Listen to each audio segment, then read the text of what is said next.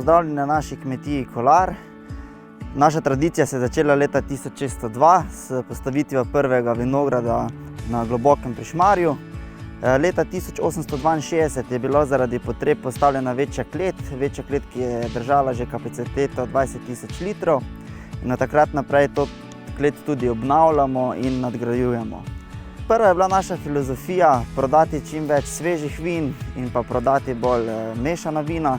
Kasneje smo se specializirali na sortna vina in pa tudi na buteljčne izdelke in pa ne prodajamo več samo svežih vin, temveč vin nazorimo tudi leto ali dve.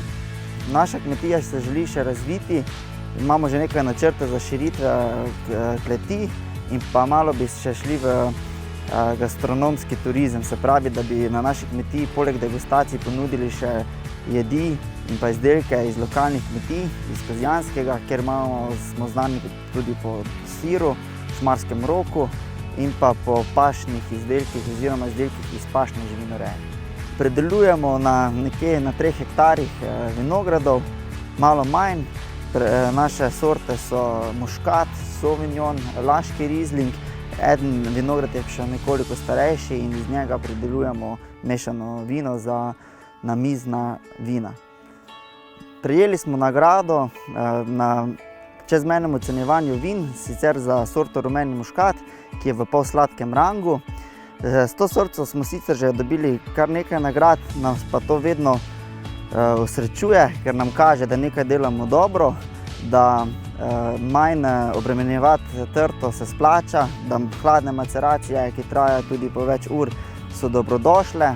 Vidi se, da vlagamo tudi v tehnologijo pridelave in se obrestuje.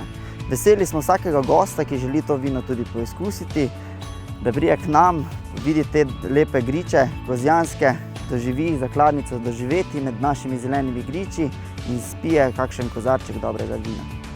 Bi pa pohvalil tudi določene evropske projekte, naprimer eden izmed teh je Incultura Veritas, kjer je del sredstev bil namenjen tudi za obnovo kulturne dediščine. Recimo, eden izmed projektov bi bila Šmarska vinska klet, kjer imamo tudi vinarji potem lahko degustacije. Kaj je pomembno pri vzdrževanju kulture in vina, je, da nekim starejšim stavbam, ki že imajo dušo, za degustacijam damo ponovno življenje.